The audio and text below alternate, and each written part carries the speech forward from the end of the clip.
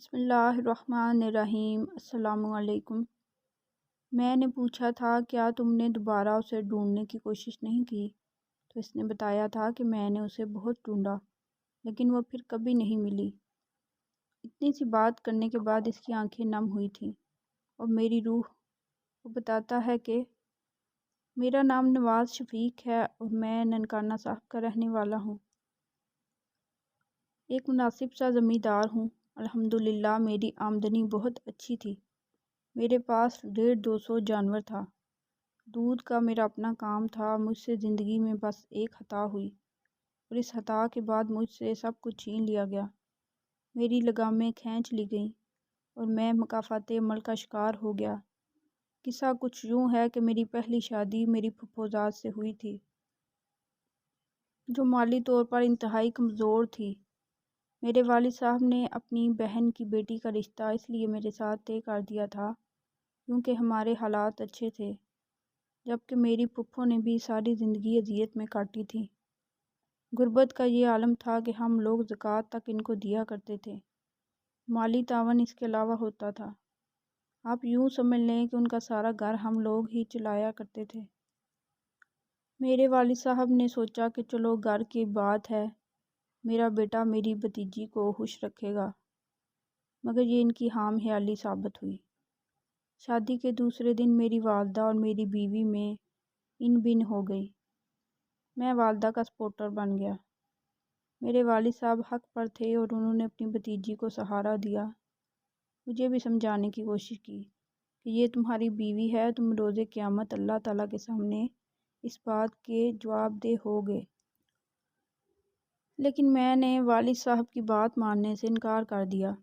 ان کو صاف کہا کہ آپ بھتیجی کی سائیڈ لے رہے ہیں۔ یوں ہمارے اختلافات شروع ہوئے اور پھر بڑھتے گئے، یہاں تک کہ میرے والد اور والدہ میں بھی دوریاں پیدا ہونا شروع ہو گئیں اور میں بھی اپنے والد سے متنفر ہوتا گیا۔ میرے والد صاحب اسی صدمے سے دوچار ہو کے بیمار ہوئے اور پھر مر گئے۔ والد صاحب کی موت سے پہلے حالات جیسے بھی تھے، میں اپنی بیوی پر ہاتھ نہیں اٹھاتا تھا اور نہ مجھے والد صاحب اٹھانے دیتے تھے۔ لیکن والد صاحب کی موت کے بعد مجھے کھلا میدان مل گیا۔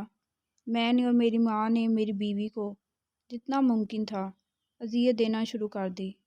میری ماں اس سے غلاظت تک ہاتھوں سے اٹھوایا کرتی تھی۔ مختلف قسم کے کیمیکل والے صابن اور پاؤڈر لا کر دیا کرتی تھی جن سے وہ کپڑوں اور صحن اور کمروں وغیرہ کے فرش کو دھویا کرتی تھی۔ ایسے ہی کاموں کی وجہ سے اس کو جلد کا کینسر ہوا۔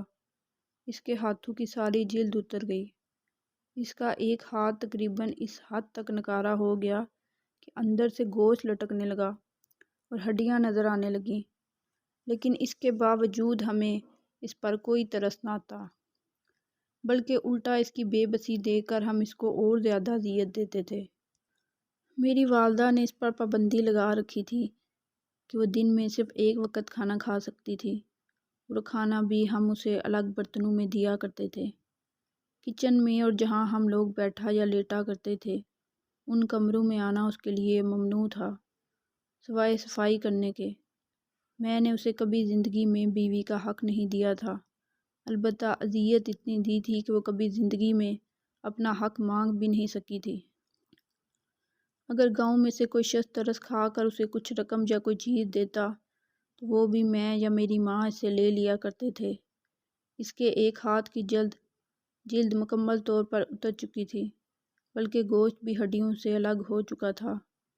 مجھے یہ تو نہیں پتہ کہ اس چیز کی اس کو کتنی تکلیف تھی، البتہ ہمیں اس کا یہ فائدہ ہوا تھا کہ جب میں اس کو مارنے لگتا تھا تو میری ماں کہتی تھی یہ اس کا جو ہاتھ خراب ہے اس ہاتھ سے الٹی طرف مارو تاکہ جہاں اس کو چوٹ لگے اس جگہ پر جب تکلیف ہو تو یہ اپنی تکلیف کو دوسرے ہاتھ کی مدد سے سہلا نہ سکے، کیونکہ ظاہر سی بات ہے جہاں میں بیلٹی یا ڈنڈا مارتا تھا وہاں جب اسے تکلیف ہوتی تھی تو اپنا خراب ہاتھ اس جگہ کے اوپر رکھتی تھی، لیکن جب ہاتھ جسم کو چھوتا تھا تو پھر ہاتھ میں اور زیادہ تکلیف ہوتی تھی۔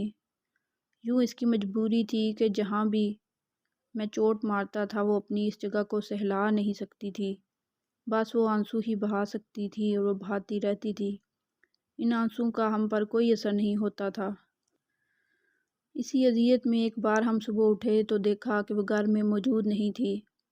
ہم نے کہہ دیا کہ وہ کسی اپنے عاشق کے ساتھ بھاگ گئی ہے، مگر جس طرح کا ہمارا اس کے ساتھ سلوک تھا وہ سارے گاؤں کو پتہ تھا۔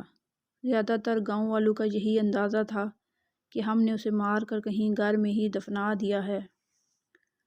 ہمارے معاشرے کی سب سے بڑی حامی اور خوبی ڈر ہے۔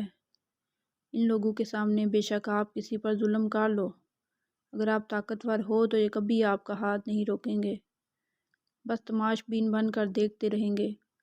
البتہ اگر آپ کہو گے کہ ہماری مدد کرو، ہم اس پر یہ ظلم کرنا چاہتے ہیں اور یہ مزاحمت کر رہا ہے، اگر سامنے والا کمزور ہوگا تو یہی لوگ الٹا اس کو پکڑ کر آپ کے سامنے پیش کر دیں گے تاکہ آپ اپنی تسلی سے اس پر ظلم کر لیں۔ ہمارے معاملے میں بھی کچھ ایسا ہی تھا۔ لوگوں کے دلوں میں ہمارا کچھ نہ کچھ خوف قائم تھا، اسی لیے کسی نے بھی پولیس میں رپورٹ نہ کی، بلکہ ہمارے سامنے لوگوں نے ہماری بات پر یقین کر لیا۔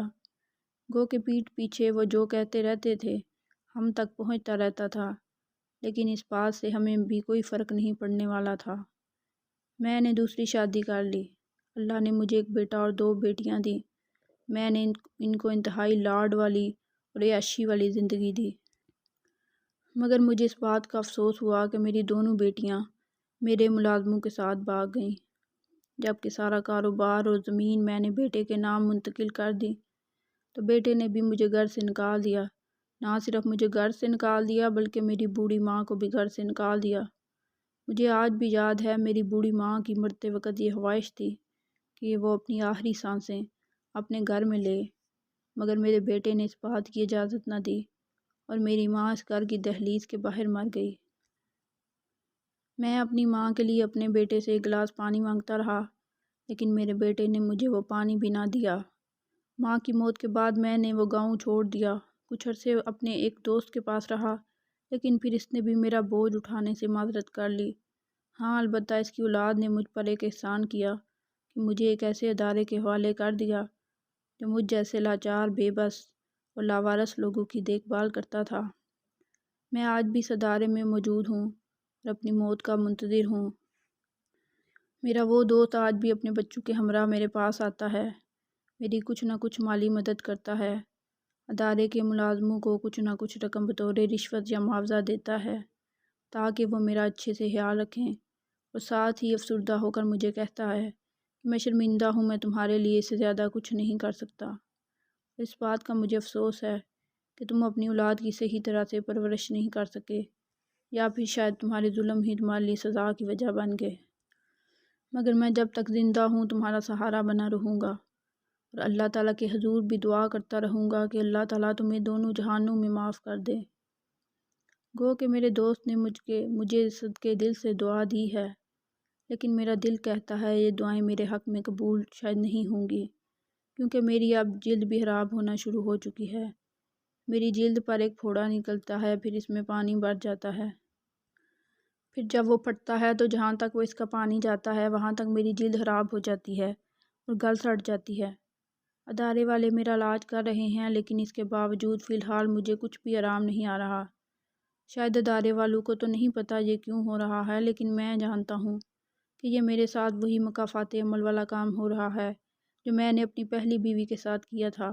میں نے جو ظلم کر لیا اس کی جزا پا رہا ہوں، اور پتہ نہیں کتنا عرصہ پاتا رہوں گا، لیکن میں آج کی نسل کو یہ بات بتانا چاہتا ہوں کہ کوئی بھی ظلم یا بڑا گناہ ایسا نہیں ہے جس کی سزا کا مزہ آپ دنیا میں نہیں چکھ لیتے۔